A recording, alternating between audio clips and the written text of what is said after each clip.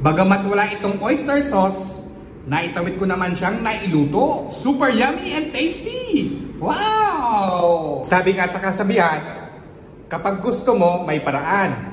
Pag ayaw mo, may dahilan. Kaya nailuto ko siya ng maayos at naitawid kong lutuin ito. Paano ko ba ito niluto? Tara po, sama-sama natin panoorin itong aking ginawang video. Parang gusto kong magluto ng ganito. Palagay ko, yung ganitong mga kulay, hindi yan masyadong mapait. Kukuha tayo ng bawang. Kukuha tayo ng sibuyas. Kukuha tayo ng kamatis. Bumili ako ng ground beef. Bibili lang ako ng konting paminta. Okay na itong aking pinamili at tayo ay tutungo sa cashier. Uwi na tayo guys para makapagluto na. Sisimplihan ko lang yung aking pagluto para kaagad na lang tayo makakain at makapagpahinga. Hindi ako nakakita ng oyster sauce.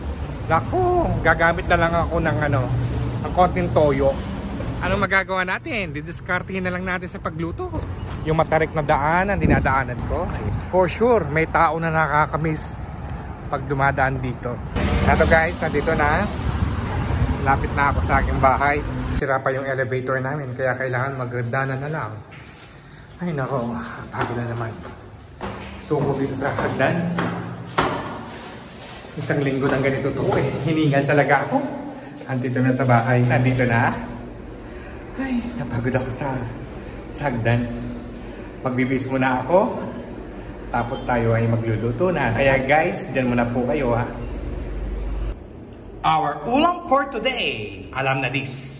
Ang mga iba ingredients na ating gagamitin sa pagluluto ng ating ulam. Eto, pinakulo ko muna yung ground beef para safe natin itong kainin. Ito naman para sa alaga ko. Maglagay ng oil. Maglagay ng bawang. Maraming bawang dapat. Okay lang yan kahit hindi pa mainit. Sabi nga ni Chef Banjo, kahit hindi mainit na mantika mo, okay lang.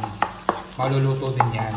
At sabi rin niya na hindi mabibigla yung pagkaluto ng bawang. Damihan natin to ng sibuyas. Ito yung sekreto dito.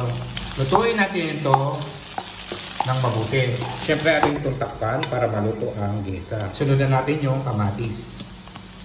Lutuin natin itong kamatis hanggang ito ay magmantika. Dinamihan ko ng konti ang kamatis dahil po ay gagamit tayo ng toyo para males naman yung alat ng toyo.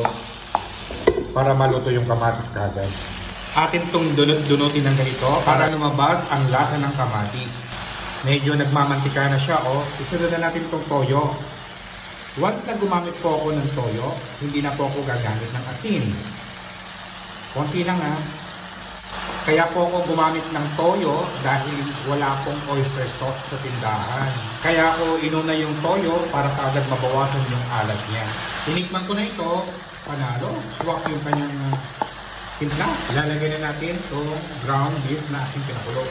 Lutuin natin ito sa ginisa. Sasabay na natin yung paminta. Takpan natin para manuot yung ginisa sa ground beef. Okay na yung ating ginisa. Lagyan natin ito ng konting sabaw.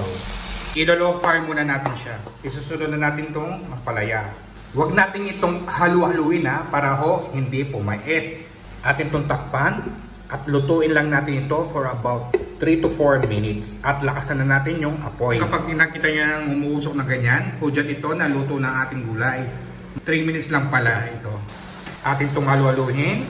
Mahirap po ang mag-video Hindi ko na ipapakita kung paano ko ito hinalo. Luto na ang ating ulam. At ready na po itong iserve. Yummy! Kitams, napakadali lang lutuin. Kahit kulang ito na ingredients, maitatawid mo naman siyang lutuin. Healthy pa at safe kainin. Bagamat wala po itong oyster sauce, toyo lang po ang aking ginamit ko para sa panlasa at pangalat nito. Ang konting kanin. Tara! Saluhan po ninyo akong kumain. Sana nagustuhan po ninyo itong aking ginawang vlog. Thank you for watching. Like and share. Follow me more. And see ya. Ingat po kayo parate at enjoy lang. Bye!